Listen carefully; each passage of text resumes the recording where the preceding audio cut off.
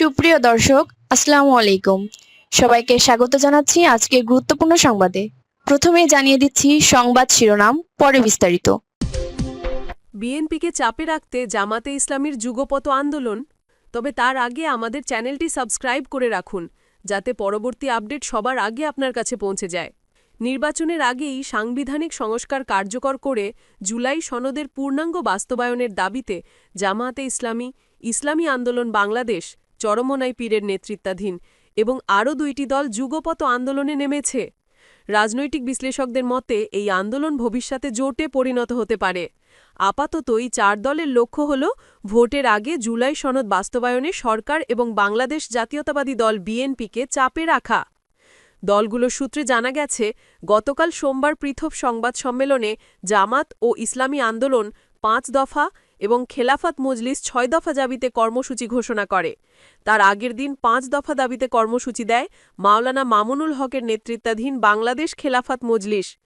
ঘোষিত কর্মসূচি অনুযায়ী দলগুলো জুলাই সনদ বাস্তবায়ন, পিআর পদ্ধতি প্রবর্তন, গণহত্যার বিচার, নির্বাচনে সবার জন্য সমান সুযোগ ও জাতীয় পার্টির কার্যক্রম নিষিদ্ধের দাবিতে ১৮ সেপ্টেম্বর ঢাকা, ১৯ সেপ্টেম্বর বিভাগীয় শহর এবং ২৬ সেপ্টেম্বর জেলা উপজেলায় বিক্ষোভ সমাবেশ করবে। একই দিনে একই দাবি হলেও দলগুলোর মঞ্চ আলাদা থাকবে। রাজনৈতিক সূত্র জানিয়েছে, নেজামে ইসলামী পার্টি সহ আরও কয়েকটি দল যুগপৎ আন্দোলনে যোগ দিতে পারে। শনিবার অনুষ্ঠিত এক বৈঠকে এই ৪ দল ছাড়াও এনসিপি, এবি পার্টি ও গণ অধিকার পরিষদ উপস্থিত ছিল। এই ৩টি দলও ভোটের আগে সনদের পূর্ণাঙ্গ বাস্তবায়ন, নির্বাচনের লেভেল প্লেইং ফিল্ড নিশ্চিতকরণ এবং জাতীয় পার্টিসহ বাংলাদেশ আওয়ামী লীগের সহযোগী দলগুলোর কার্যক্রম নিষিদ্ধের দাবিতে একমত। তবে তারা জামাত ও ইসলামী আন্দোলনের মতো উভয় কক্ষে নয়, কেবল উচ্চকক্ষে পিআর পদ্ধতিতে নির্বাচন চায়। যুগপৎ আন্দোলনে থাকা ২ খেলাফত মজলিসও শুধু উচ্চকক্ষে পিআর চায়। এনসিপি ও এবি পার্টি সূত্র জানিয়েছে, ডানপন্থী ট্যাগ এড়াতে তারা এখনই ধর্মভিত্তিক দলগুলোর সঙ্গে জোট বা যুগপৎ আন্দোলনে যেতে চায় না। তবে নির্বাচনের তফসিল ঘোষণার পর সমঝোতা হতে পারে। বিএনপির যুগপৎ আন্দোলনের শরিক গণ অধিকার পরিষদও সেখানেই থাকতে চায়। তাদের দাবি জুলাই সনদের আইনি ভিত্তি দিয়ে নির্বাচনের আগেই তা বাস্তবায়ন করতে হবে। নুরুল হকের নেতৃত্বাধীন গণ অধিকার পরিষদ সূত্র জানিয়েছে, তাদের দাবিগুলো জামাতের কাছাকাছি হলেও তারা এখনই জোট গঠন করবে না। জুলাই সনদে রাজনৈতিক দলগুলোর সংখ্যাগরিষ্ঠ মতামতের ভিত্তিতে ৮৪টি সংস্কার সিদ্ধান্ত দিয়েছে কমিশন, যার মধ্যে ১১টিতে বিভিন্ন দলের নোট অফ ডিসেন্ট রয়েছে। এর মধ্যে উচ্চকক্ষে পিআর, প্রধানমন্ত্রীর একাধিক পদে থাকা নিষিদ্ধকরণ, তত্ত্বাবধায়ক সরকার গঠন পদ্ধতি, কমিটির মাধ্যমে দুদক ও বাংলাদেশ ব্যাংকের গভর্নর নিয়োগ সহ ৯টি সিদ্ধান্তে বিএনপি আপত্তি জানিয়েছে এবং বলেছে ক্ষমতায় গেলে এগুলো বাস্তবায়ন করবে না। জামাত গভর্নর নিয়োগ সংক্রান্ত সিদ্ধান্ত সহ কয়েকটিতে আপত্তি দিলেও বাকি সবকটির বাস্তবায়ন চায়। রাষ্ট্রপতির নির্বাচন ব্যবস্থা নিয়েও আপত্তি জানিয়েছে ইসলামী আন্দোলন। প্রধান উপদেষ্টার নেতৃত্বাধীন জাতীয় ঐক্যমত্য কমিশন জুলাই সনদ চূড়ান্ত করলেও বাস্তবায়ন পদ্ধতি নিয়ে দলগুলো নিজ নিজ অবস্থানে অনড়। বিএনপি বলছে সাংবিধানিক সংস্কার পরবর্তী সংসদে ২ বছরের মধ্যে হবে। অপরদিকে জামাত ও ইসলামী আন্দোলনের মত, বিশেষ সাংবিধানিক আদেশের মাধ্যমে নির্বাচনের আগেই সনদ বাস্তবায়ন করতে হবে এবং সংসদে অনুমোদনের পর গণভোটে তা গৃহীত হতে হবে, যাতে ভবিষ্যতে কেউ বাতিল করতে না পারে।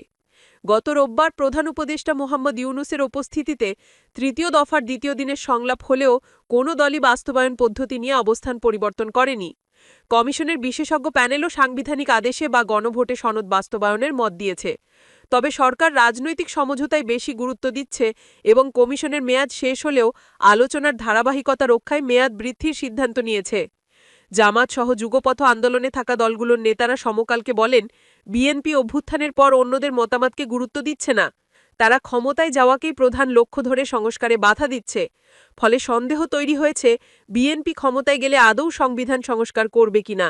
নেতারা বলেন, উচ্চকক্ষে পিআর মানতেই হবে, এটাই চাপ সৃষ্টির কৌশল। বিএনপিকে উচ্চকক্ষে পিআরে রাজি করাতে পুরো নির্বাচন পিআর পদ্ধতিতে করার দাবি তোলা হয়েছে, যাতে আলোচনায় কিছু ছাড় আদায় করা যায়। বিএনপি যদি উচ্চকক্ষে পিআরে রাজি হয়, তবে নিম্নকক্ষের পিআর দাবি প্রত্যাহার করা হতে পারে। বিএনপির স্থায়ী কমিটির সদস্য সালাহুদ্দিন আহমেদ সমকালকে বলেন, দলগুলো নির্বাচনী কৌশল হিসেবে যুগপৎ আন্দোলনে নেমেছে হয়তো। আন্দোলন করা তাদের রাজনৈতিক অধিকার।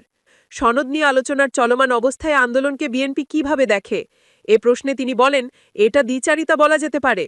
জাতীয় পার্টির কার্যক্রম নিষিদ্ধের দাবি বিষয়ে সালাহুদ্দিন বলেন, বিএনপি নির্বাহী আদেশে কোনো দল নিষিদ্ধের পক্ষে নয়। আইন অনুযায়ী বিচার সম্ভব এবং আপত্তি থাকলে আদালতে যাওয়া উচিত। আগামী বুধবার আবার দলগুলোর সঙ্গে সংলাপে বসবে কমিশন। 2 দিনের বিরতিতে দলগুলোকে মতপার্থক্য দূর করার আহ্বান জানানো হলেও এমন উদ্যোগ দেখা যাচ্ছে না বলে সালাহুদ্দিন মন্তব্য করেন। জামাতের নায়েব আমির সাইয়্যেদ আবদুল্লাহ মোহাম্মদ তাহের বলেছেন, এটি কারো ওপর চাপ সৃষ্টি নয়, বরং জুলাই অভ্যুত্থানকে সফল করতেই এই আন্দোলন। জুলাই সনদ বাস্তবায়ন করতেই হবে। রাজনৈতিক বিশ্লেষক জাহেদুর রহমান বলেন, চাপ সৃষ্টির কৌশল হিসেবে জামাত ইসলামী আন্দোলন সহ দলগুলো আন্দোলনে নেমেছে। চাপ কেবল সনদ বাস্তবায়নের জন্য নাকি আসন ভাগাভাগির জন্য তা বুঝতে সময় লাগবে। জামাতের সংবাদ সম্মেলন। গতকাল সোমবার ঢাকার মগবাজারে আল ফালাহ মিলনায়নে জামাতের নায়েব আমির ড তাহের বলেন, স্বৈরাচারী শেখ হাসিনা পদত্যাগ করে দেশ ছেড়ে পালিয়ে গেলে সাংবিধানিক শূন্যতার সৃষ্টি হয় এবং অনেক বিধান অকার্যকর হয়ে পড়ে। এমন পরিস্থিতিতে জনগণের অভিপ্রায়ের ভিত্তিতে অন্তরিম সরকার গঠিত হয়। তিনি আরও বলেন, ৩১টি দলের মধ্যে ২৫টি দল পিআরের পক্ষে। পার্থক্য এতটুকুই, কেউ উচ্চকক্ষে, কেউ উভয় কক্ষে পিআর চায়। সরকার আলোচনায় না বসলে ধীরে ধীরে কঠোর কর্মসূচি দেওয়া হবে।